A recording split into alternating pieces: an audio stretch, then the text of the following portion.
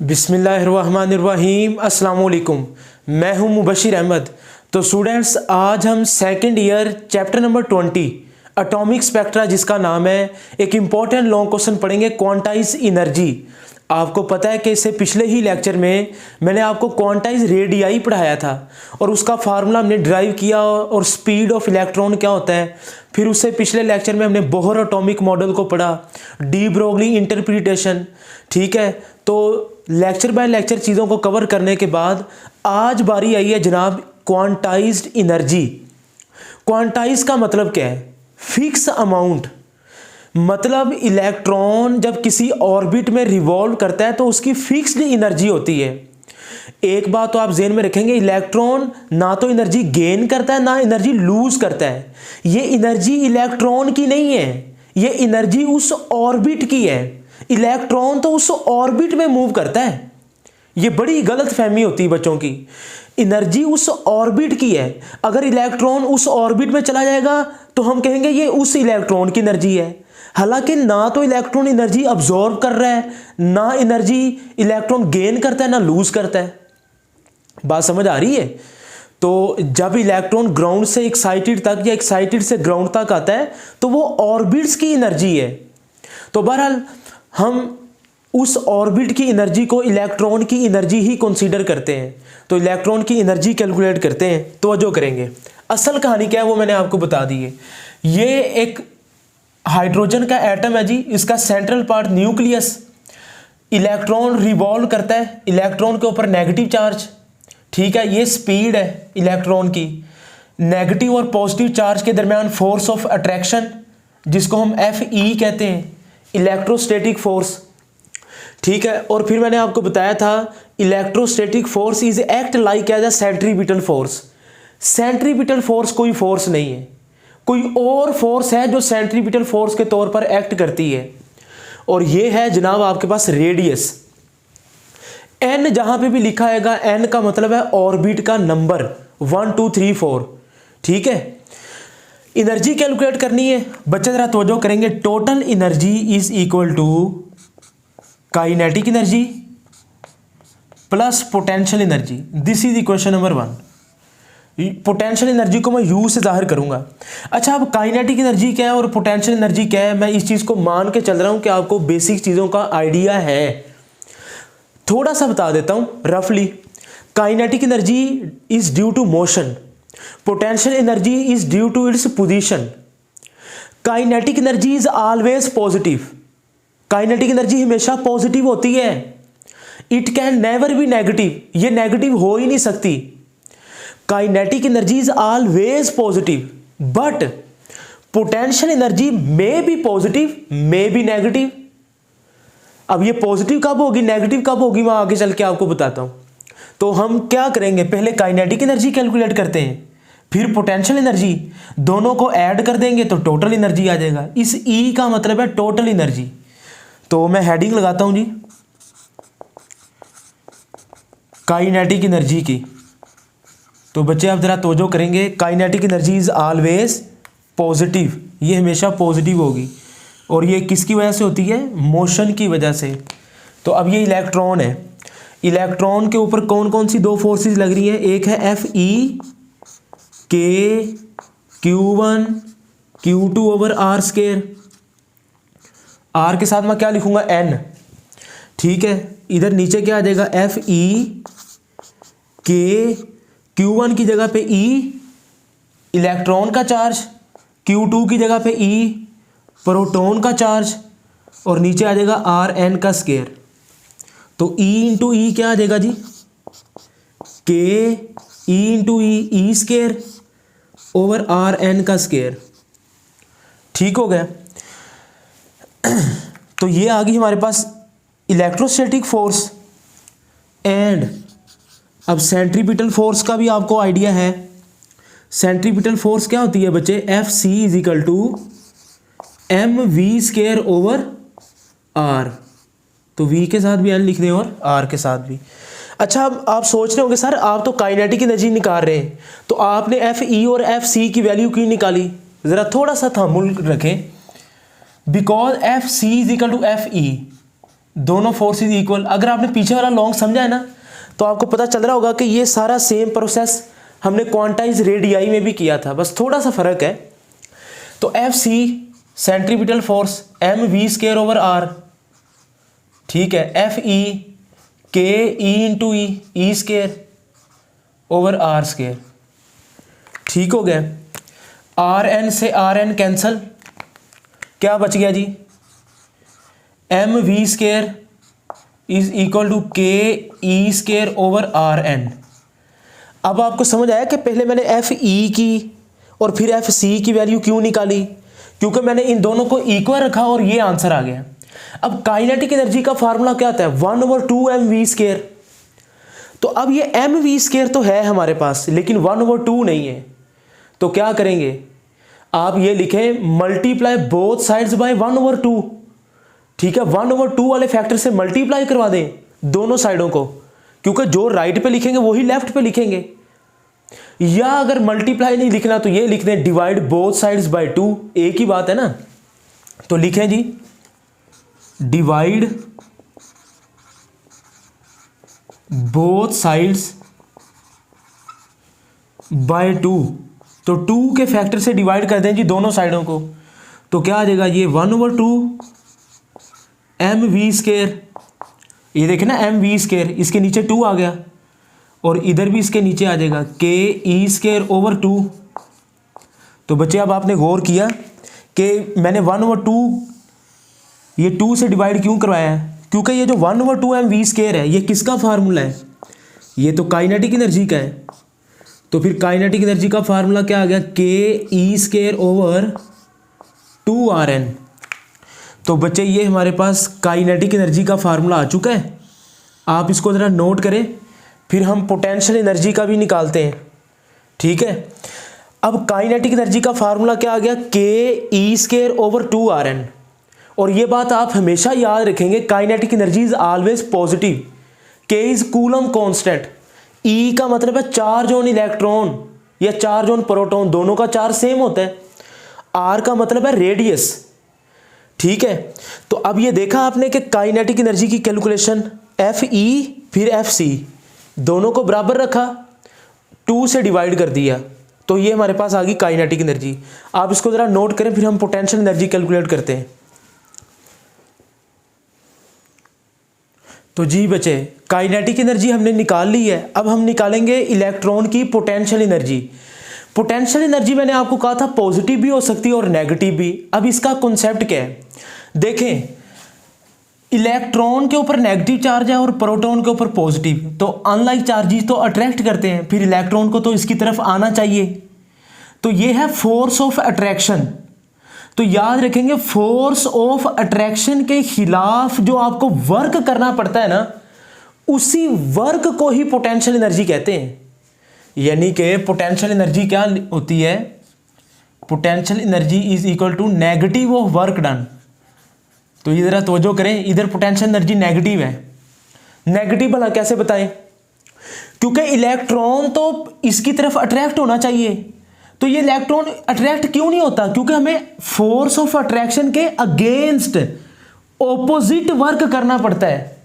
तो माइनस का साइन इसलिए आया, तो वो जो एबिलिटी टू डू वर्क है वो एनर्जी है इलेक्ट्रॉन की, तो आप फोर्स ऑफ अट्रैक्शन के अगेंस्ट वर्क कर रहे हैं। देखें अगर इधर पॉजिटिव चार्ज होता तो पॉजिटिव ने तो खुद ब खुद ही बाहर निकल जाना था ना, तो फिर उसकी पोटेंशियल एनर्जी पॉजिटिव होनी थी। तो लेकिन अब इधर है नेगेटिव चार्ज, ये अट्रैक्ट कर रहा है, हमें इसको बाहर निकालने के लिए वर्क करना पड़ेगा। बात समझ आई आपको। तो बच्चे आपको पता है ना वर्क डन का फार्मूला क्या होता है, W is equal to F D, W is equal to F D, minus साथ में आता जाएगा साथ में। तो पोटेंशियल एनर्जी को हम किससे जाहिर करते थे, देखें U से ना, तो मैं P डॉट ई की जगह पे U भी लिख सकता हूं, माइनस F किसके इक्वल है, K Q1 Q2 over R square, जरब D की जगह पे क्या लिख दूंगा R। D क्या चीज़ है, डिस्टेंस। ये देखें ना यहां से लेके यहां तक के सेंटर से लेके, ये D तो है, फासला ही तो है, रेडियस जिसको आप कह रहे हैं। तो ठीक है, मैंने क्या किया, D की वैल्यू पुट करवा दी है RN, ठीक है, और ये coulomb's force Q1 Q2 over R square. तो ज़रा आप तवज्जो करें जी, एक आर एन से एक आर एन कैंसिल, ये आर एन से आर एन कैंसिल, तो potential energy will be equal to minus K Q1 Q2 की जगह पे क्या आ जाएगा, बिल्कुल इसी तरह इधर देखें E इंटू ई, तो ये आ जाएगा E into E square over R N से आर एन कैंसिल, तो सिर्फ आर एन आ जाएगा। तो ये देख लें जी पोटेंशियल एनर्जी नेगेटिव आई है, तो पोटेंशियल एनर्जी का फार्मूला क्या है, minus K E square over R N, यानी कि काइनेटिक एनर्जी पॉजिटिव है, पोटेंशियल एनर्जी नेगेटिव है। इधर के E square over 2 R N है, इधर के E square over R N है, 2 नहीं है बटे में, ये दोनों में ये फ़र्क है। एमसीक्यूज़ के लिए भी आपने याद रखने हैं, जब हम न्यूमेरिकल करेंगे चैप्टर 20 के तो उसमें भी ये फार्मूला यूज़ होंगे। तो काइनेटिक एनर्जी का फार्मूला, पोटेंशियल एनर्जी का फार्मूला, इसको आपने ज़ुबानी याद करना है।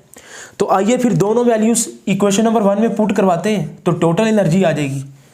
तो जी बच्चे, equation number 1 becomes E is equal to total energy is equal to kinetic energy plus potential energy.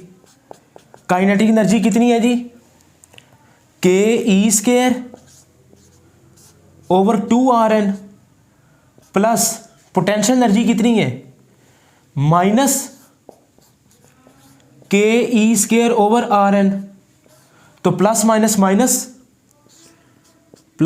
Minus हो जाएगा। तो एलसीएम क्या आ जाएगा हमारे पास, 2Rn एलसीएम आ जाएगा, 2Rn एलसीएम आ गया ना, 2Rn से 2Rn कैंसल, तो के E square plus minus Rn से Rn कैंसल, 2 रह जाएगा, तो 2 इसके साथ आ जाएगा, तो -2 के ई स्केयर। अब ये देखें के ई स्केयर इधर +1 है, इधर -2 है, तो फिर आपके पास क्या आ जाएगा बच्चे, minus K E square over 2Rn।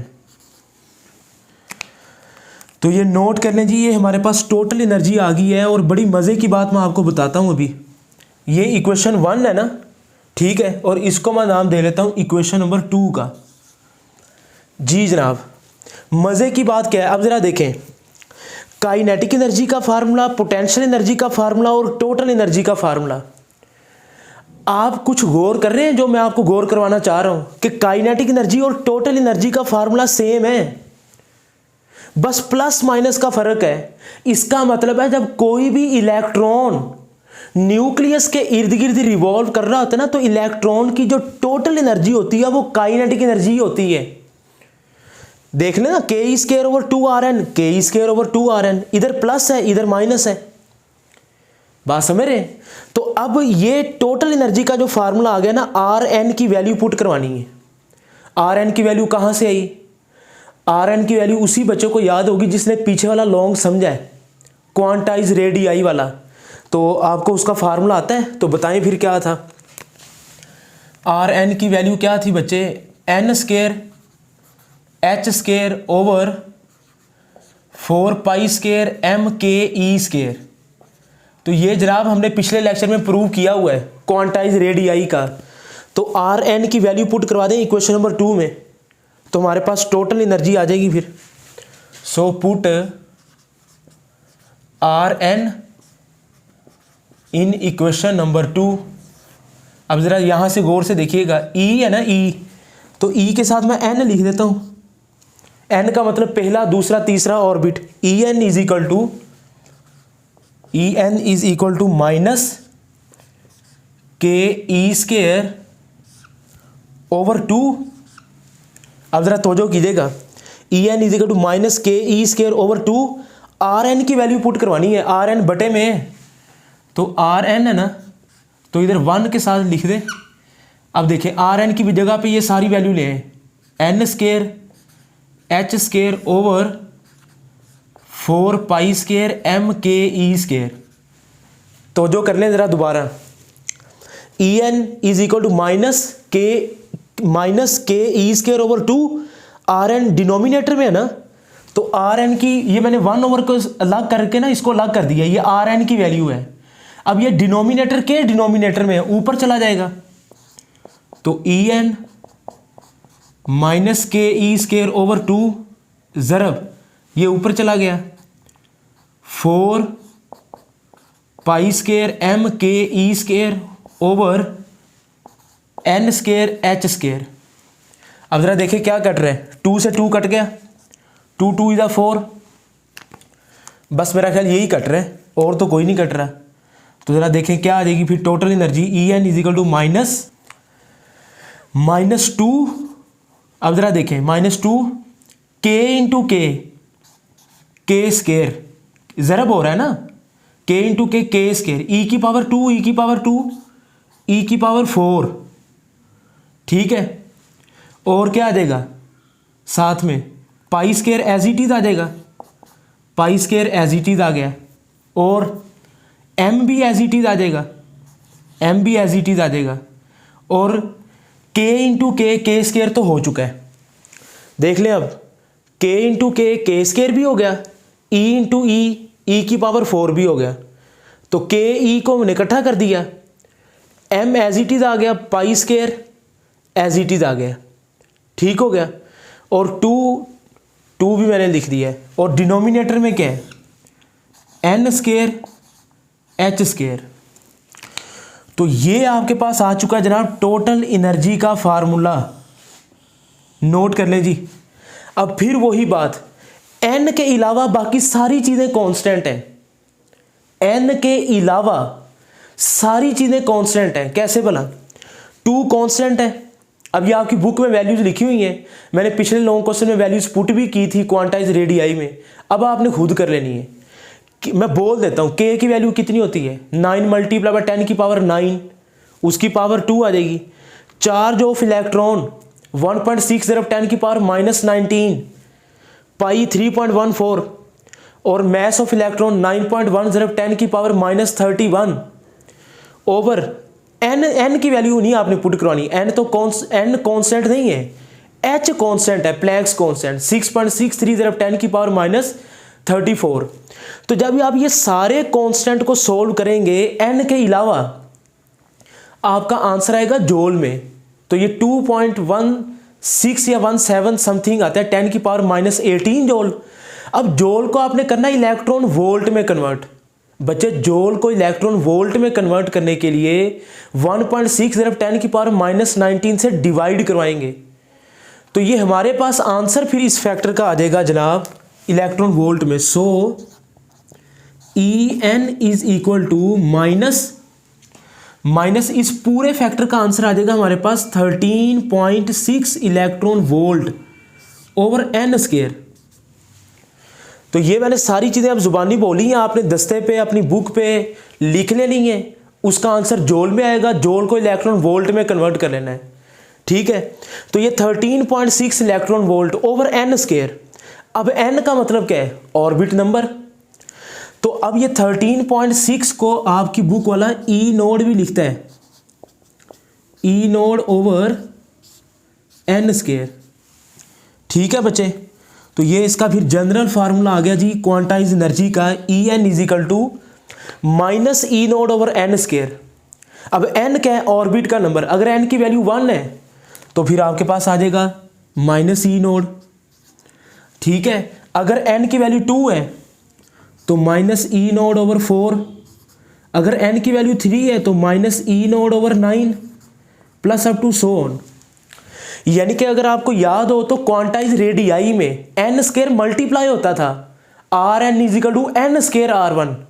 Quantize energy में एन स्केयर डिवाइड हो रहा है, ठीक है। आप जरा इस चीज़ को नोट करें। फिर चंद डेफिनेशन है और हाइड्रोजन इमिशन स्पेक्ट्रम और कुछ एमसीक्यूज मैं आपको बताता हूं, आप इसका प्रूफ नोट कर लें।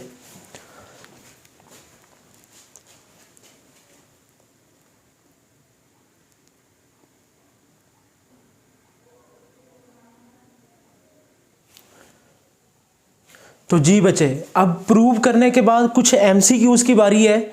आप लोग ज़रा तवज्जो करें, ये आपकी बुक की ना साइड पे डायग्राम बनी हुई है।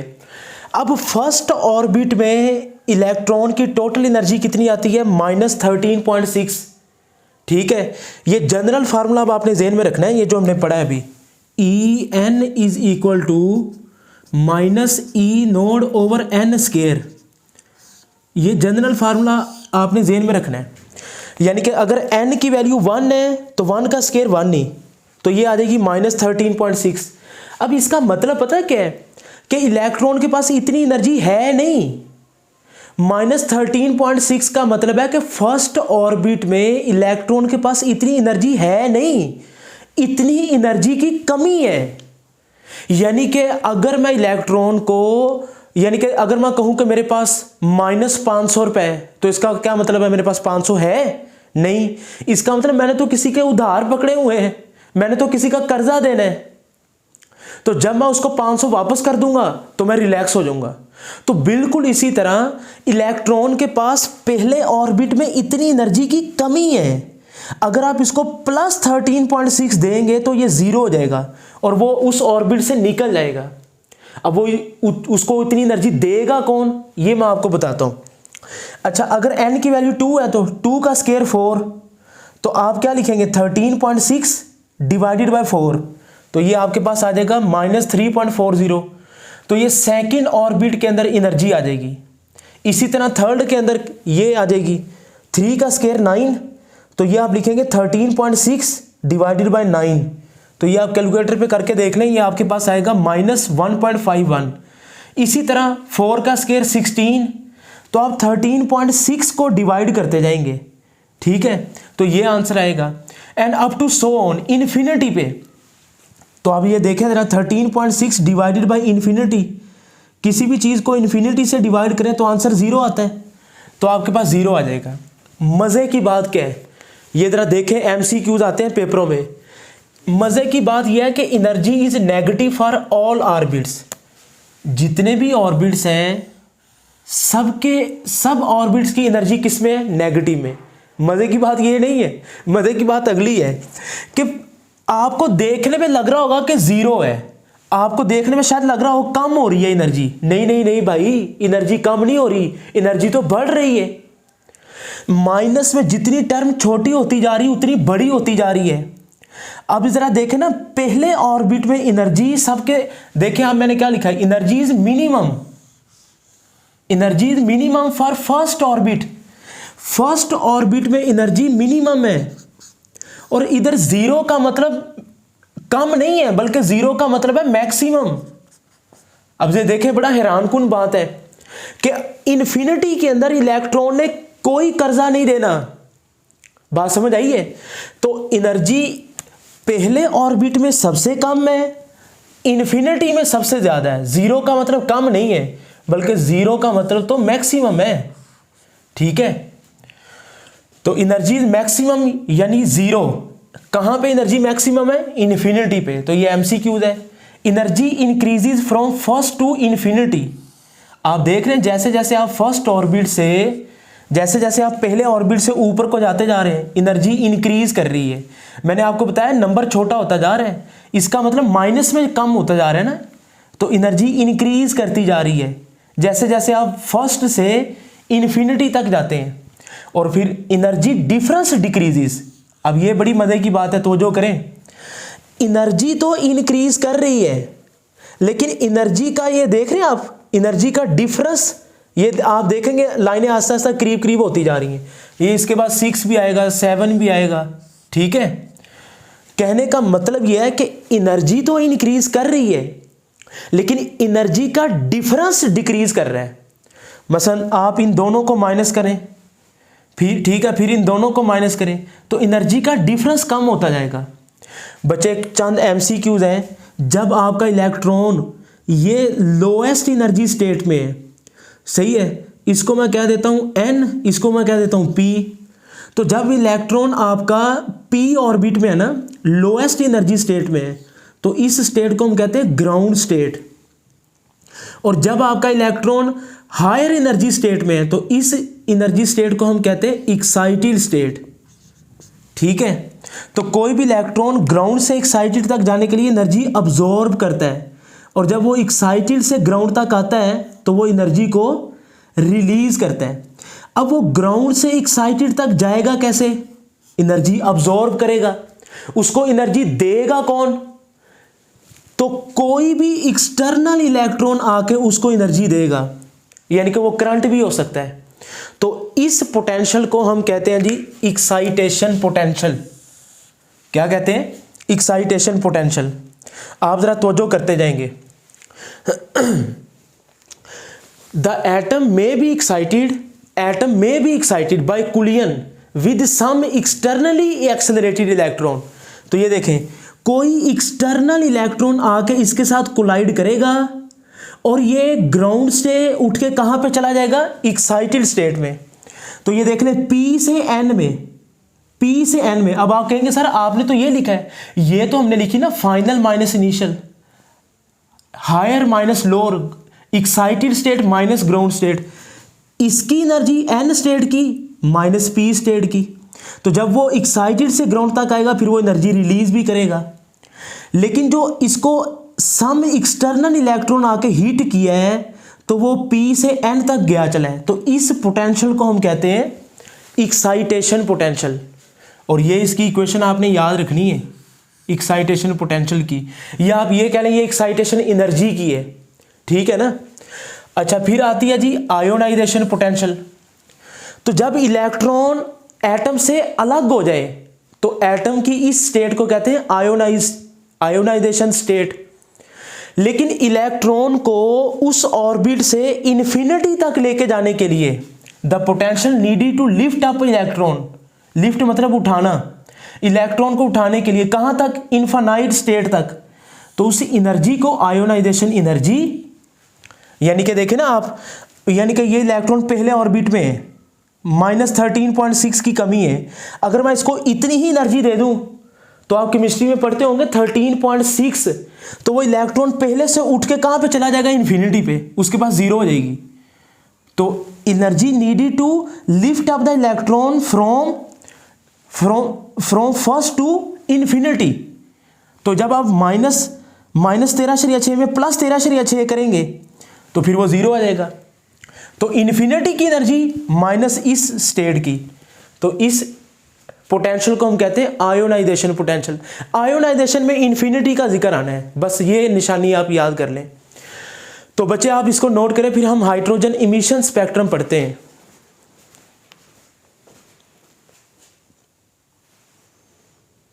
तो जी बेटा, अब हम पढ़ेंगे हाइड्रोजन इमिशन स्पेक्ट्रम। एमिशन का मतलब खारिज करना, निकलना, ठीक है। तो आप जरा तवज्जो करें, जब वो एमिट कब करेगा, जब वो हायर से लोअर में, एक्साइटेड स्टेट से ग्राउंड स्टेट में। तो इसको मैं क्या कहूँगा, E = EN - EP, excited state minus ground state. ये देख ले, ये इधर डायग्राम बनी हुई है, इसी को मैं मान के चल रहा हूँ। जब वो एक्साइटेड से ग्राउंड तक आ रहा है, एमिशन पढ़ना है, अब्जॉर्प्शन नहीं पढ़ना। तो एमिट एक्साइटेड से ग्राउंड तक ही करेगा ना। तो एनर्जी का फार्मूला क्या है, अभी हम पढ़ के आए हैं। तो क्या था जी एनर्जी का फार्मूला, -E0/n², माइनस फार्मूले वाला। तो ये क्या आ जाएगा, -E0/p²। यानी कि अगर n ऑर्बिट है तो n², अगर p ऑर्बिट है तो p²। अब ये E0/n² अभी हमने प्रूव किया है लेक्चर के स्टार्ट में। तो बच्चे जरा तवज्जो करें, E = -E0/n², minus minus plus हो जाएगा, E0/p²। इसको रीअरेंज कर लें, E की जगह पे आप लिख सकते हैं HF। तो E0/p², ये प्लस वाली इधर आ जाएगी, माइनस वाली उधर चलेगी, E0/n²। और F किसके इक्वल होता है, C/λ। तो ये E = HF या HC/λ, या आप पढ़ते हैं ना V = F⁻, F = V/λ। तो V की जगह पे आ जाएगा C, speed of light. E0 common आ जाएगा, तो 1/p² - 1/n², ऐसी है। तो आप लिखेंगे divide both sides by HC। HC से डिवाइड कर दें तो ये वाला फैक्टर फिर कैंसिल हो जाएगा, 1/λ E0 इधर HC आ जाएगा, क्योंकि इधर भी डिवाइड करेंगे, इधर ये वाला कैंसिल हो गया, इधर नीचे आ गया। तो 1/p² - 1/n²। अब ये जो E0/HC है, this is the constant and this constant is called Rydberg constant. तो ये 1/λ is equal to RH into 1/p² minus 1/n²। और ये अगर आपने फर्स्ट लेक्चर लिया था तो मैंने आपको बताया भी था कि मैं इसका प्रूव करवाऊंगा। तो ये बच्चे इसका फार्मूला का प्रूव है। ये फर्स्ट लेक्चर में ना एटॉमिक स्पेक्ट्रम ऑफ हाइड्रोजन में हमने ये फार्मूला पढ़े थे, Lyman series, Balmer, Paschen, Brackett, Pfund और हम्फ्री सीरीज। अगर लाइमन सीरीज है तो पी की वैल्यू 1 आ जाएगी, ठीक है, 1 का स्केयर। लाइमन बाल्मर है तो पी की वैल्यू 2 का स्केयर, 3 का स्केयर, 4 का स्केयर, 5 का स्केयर। उधर हमने फार्मूला पढ़ा था, इधर उसका प्रूव किया है। E0/hc this is called Rydberg constant. ये जरा नोट कर लें जी, RH इज इक्वल टू किसके इक्वल होता है, E0/hc। और इसकी वैल्यू होती है बच्चे 1.0974 ज़रब 10⁻7 पर मीटर। MCQs के लिए याद कर लें। E0 आपको पता है 13.6 इलेक्ट्रॉन वोल्ट। इलेक्ट्रॉन वोल्ट को जूल में कन्वर्ट कर लें, 1.6 ज़रब 10⁻−19 से ज़रब दे दें। H प्लैंक्स कांस्टेंट है 6.63 ज़रब 10⁻34। C स्पीड ऑफ लाइट है 3 × 10⁸। तो जब ये वैल्यूज पुट करेंगे तो ये आंसर आएगा आपके पास, और ये न्यूमेरिकल में यूज होगा। राइडबर्ग कांस्टेंट की वैल्यू जुबानी याद कर लें आप। फार्मूले का प्रूव करवा दिया। लाइमन, बाल्मर, पास्टन सीरीज हम फर्स्ट लेक्चर में पढ़ चुके हैं। तो बच्चे आई होप कि आज का लेक्चर आपको अच्छा लगा होगा। वीडियो को लाइक करें, कमेंट करें, दोस्तों के साथ शेयर करें। मुबशर अहमद को दें इजाज़त।